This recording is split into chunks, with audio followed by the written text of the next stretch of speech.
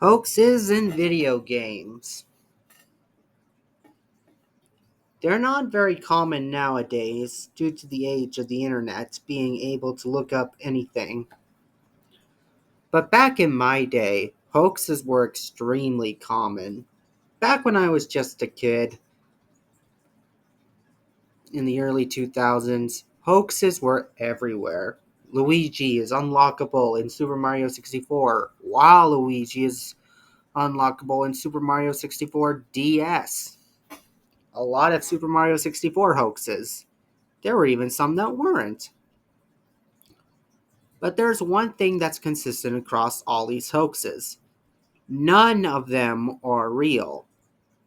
Or were they? You see, while it's true that most of these hoaxes never came to be because they were never real in the first place, some of these hoax characters later became actual characters. And today, I'm going to be talking about some of the most famous examples. Starting with the earliest one starting with one of the simplest ones and then working our way up. So let's start our journey with Sonic the Hedgehog in Super Smash Bros. Sonic the Hedgehog wasn't in Super Smash Bros. 64 or Melee, mainly because those games were mostly reserved for Nintendo characters only. However, due to Sega becoming a third-party developer around this time, due to the failure of the Dreamcast, they were willing to rent out their characters in a way, causing Sonic Adventure 2 to be released on the Nintendo GameCube. Due to this fact, Nintendo Power, you're gonna hear this name a lot, thought it would be funny if they made up a little lie that said that Sonic the Hedgehog and his best friend Tails were both unlockable characters in Smash Melee. And how exactly would you unlock them? By defeating 20 virtual fighters on the hardest difficulty. And do you know how hard it is to fight just one? That's not happening. Obviously, this was proven to be a hoax later on, but as luck would have it, by the very next game, Super Smash Bros. Brawl, one of the last characters to be revealed for the game was indeed the Blue Blur. However, there was no sign of Tails until Ultimate, where he was a Mii costume. A little bit disappointing, considering that Tails would have introduced a very interesting moveset. But hey, at least Sonic made it in eventually. And I find it very strange that this whole thing started from a hoax and has now sprang up into becoming one of my favorite characters in the game. I am biased because I love Sonic, but I can admit that this is great.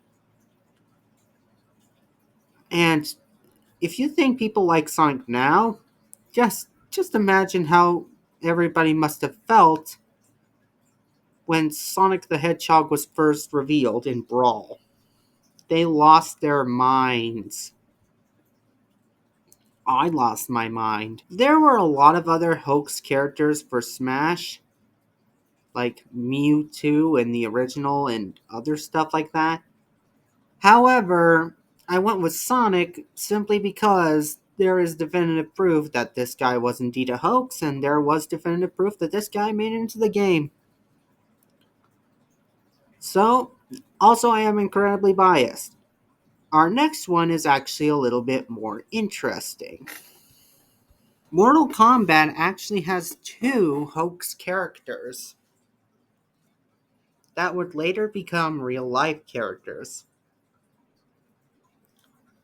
And they're both really interesting. Those being Ermac and Rain. Ermac was the first one of the two, the soul sucking demon who has the ability to suck all the souls and is made out of them. Now, how is he a hoax? Well, you see, on the arcade ladder, In the original game, the arcade cabinet would glitch out and would sometimes say Ermac, which was short for Error Macro, which, funnily enough, would be referenced in Johnny Cage's Fatal Blow, which I find to be hilarious. But Ermac was later referenced in Nintendo Power again. Seriously, these guys loved their jokes. And because of that, Ermac was said to be a red ninja. Now, to unlock him, of course, you had to do some crazy stuff. But what got interesting was that by Mortal Kombat 3, Ermac became a real character with real lore, saying that he's actually made up of a bunch of souls. Rain is a bit of an interesting character, as he was never intended to be a character in the first place. Let me explain. Rain actually started out as a hoax created by Midway. Yes, the creators of the game made Rain to be a hoax. Rain was seen in the trilogy's opening, but he was not playable. So this led people to believe that he was an unlockable character, which was what Midway wanted. However, when Trilogy came to consoles, they decided to put Rain in there as a nice little treat. Now, I would have never guessed that Rain, of all characters, was supposed to be a hoax. Like, Ermac I knew, but Rain? That caught me by surprise. But I like Rain and Ermac's modern approaches. As before, they were just Sub-Zero again, but this time with water and souls. Now, they actually have some interesting lore. But we have one more character. Yeah, there weren't a lot of hoax characters who turned out to be real, but an honorable mention goes to Luigi in Super Mario 64. For even though he's not playable, there is now official proof showing that he was going to be. Now, for our final character, we have to go back to Nintendo Power again. But this time, it's a little more interesting.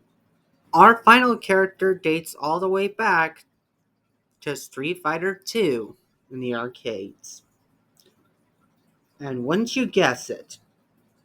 But this whole hoax came from a mistranslation.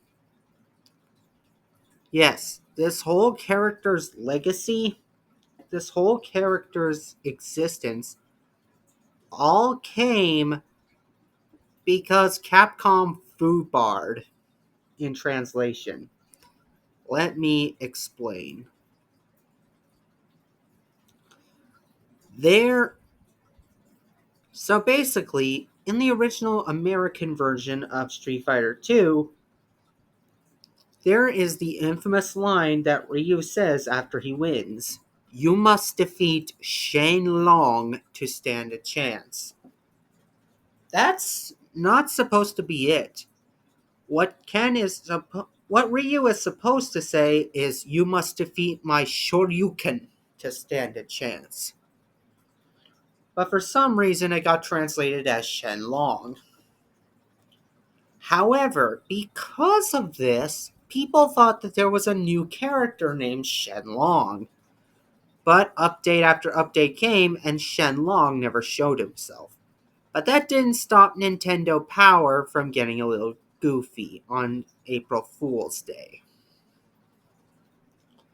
On April 1st, they released a special issue that said that Shenlong was a fightable opponent, and all you had to do was complete the game on the hardest difficulty without blocking once and without getting hit. Yeah, that's not happening. I know technically it can happen, and for those who can, how do you do it? But back then, no, that was not going to happen. What's funny is that on the same page they said there was an April Fool's Day joke there somewhere. Well, geez, I wonder where it could be. But yeah. Later down the line, a character known as Gokin was later referenced in one of Ryu's endings as his trainer. And what was interesting about this was that Nintendo Power played into it. You see, Nintendo Power claimed that Shen Long was Ryu's teacher, his sensei. And Nintendo Power knew that Gokin was the sensei, so they just simply said that Gokin was Shen Long, the Japanese version of him. And their reasoning was that Akuma is named Goki in Japan, which is true. This got so out of hand that Capcom of America even got involved and asked the Capcom in Japan why they weren't told about Shen Long, despite Shen Long never even existing in the first place. So after a long, long time, Street Fighter IV finally came out, and the waves of DLC that followed. That's another story entirely, but the point is, one of these fighters was interesting. You see, Capcom revealed that a joke from their past would later come in and become a playable character.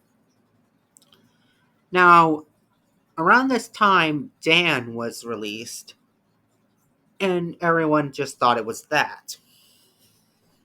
Dan, the joke character. But then came something spectacular. The last fighter for the first wave of DLC was Gokin. And Gokin had all the moves that the hoaxes said he would.